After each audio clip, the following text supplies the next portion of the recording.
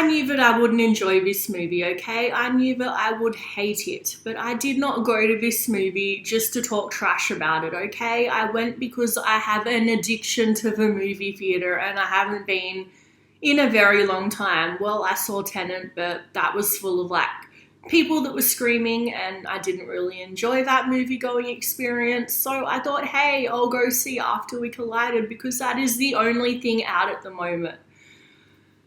And I went in with very low expectations, but somehow this movie managed to exceed those low expectations. And look, disclaimer, I am not judging this because it was based on a fan fiction. For those of you that aren't aware, this movie is based on Harry Styles fan fiction. Their original story, After was a Wattpad story. I am not judging it because of that, okay? I used to read fan fiction all the time. I even wrote some of it. Yes, that is a very embarrassing thing to admit, but I just want to make the point that I am not judging this movie because it is based on fan fiction. I understand that fan fiction can be amazingly well written. It can be honestly better than some of the stuff that you'd find in the bookstore. I get that.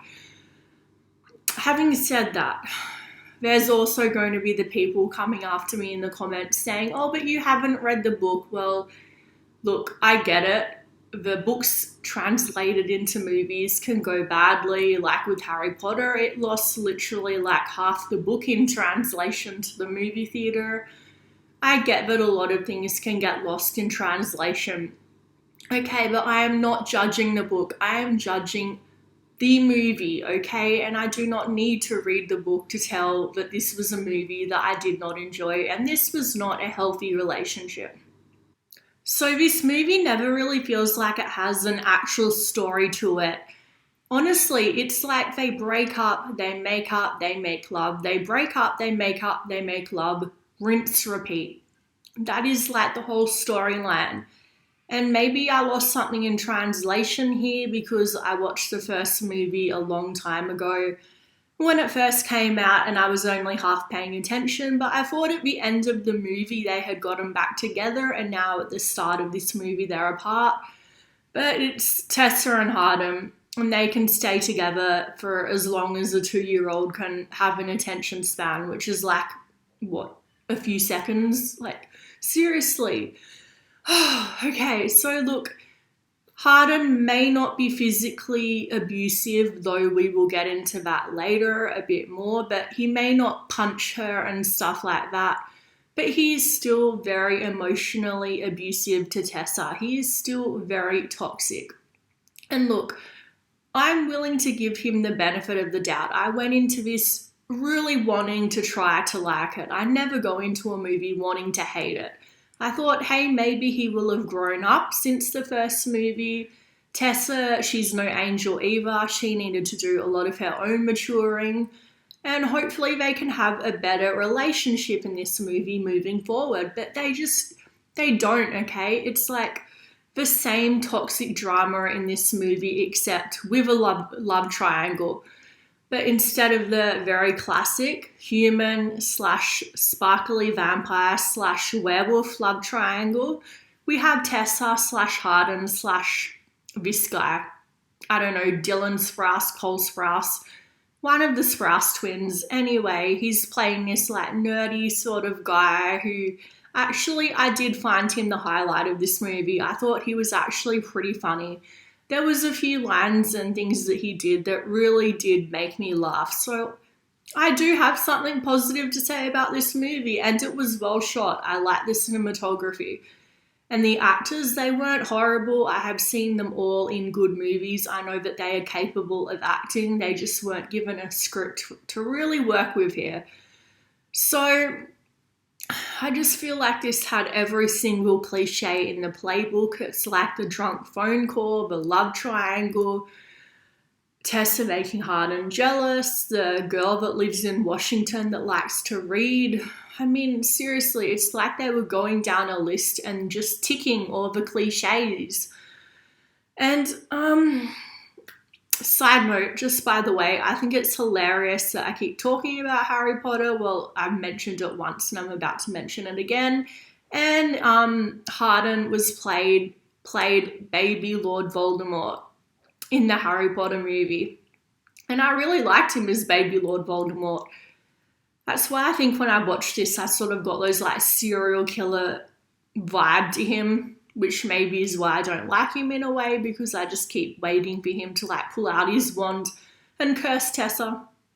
Anyway, so the acting was just horrible. The acting, as I said, I know these people can act, but they weren't given a lot to work with. The script was not good at all. The dialogue, there was no character development. I felt like when I met these people at the beginning of the movie and then when we left them at the end of the movie, they hadn't really grown or learnt anything as people.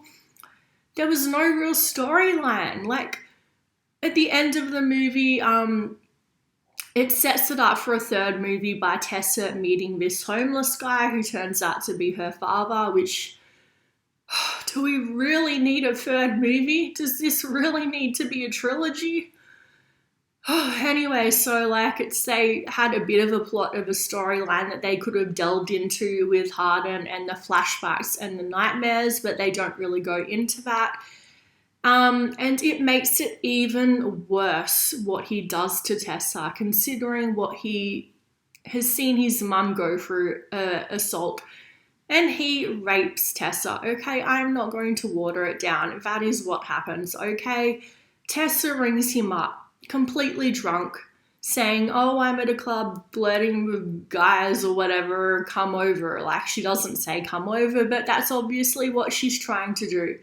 So he comes over to the hotel and sees her with one of the Sprouse twins, gets all jealous, and they end up fighting, and she's like, okay, you have two options here. You can either leave or you can make love to me. And they have sex. And it's like, no, that is not a good enough excuse. Missing her and getting jealous is not an excuse to take advantage of someone you say you care about when they are drunk, okay? That's just the way that set that up to be romantic just because they missed each other and they were jealous. That is not okay. God, anyway, I actually thought that Tessa should have turned out in the end of the movie to get with the Sprouse twin. I thought that they would have been good together. He was like a mature adult that had his life in order, and he was funny and really thoughtful. Like, he went to all the effort to get her a car. Like, that's boyfriend material right there. Anyway, Tessa ends up getting into a car accident, which they blame Harden for, which I think was really unfair because he did nothing wrong in that particular instance. I will admit he did nothing wrong. Tessa was the one that was on her phone during the when she was driving. Yet somehow it's his fault. So yeah, I just think that this really across the board was not a good movie and it did not have a good message behind it. So yeah, if you disagree, fine. Leave a comment down in the comments below telling me, did you love it? Did you hate it? Are you excited for the third movie? But I would personally give this a ranking of D.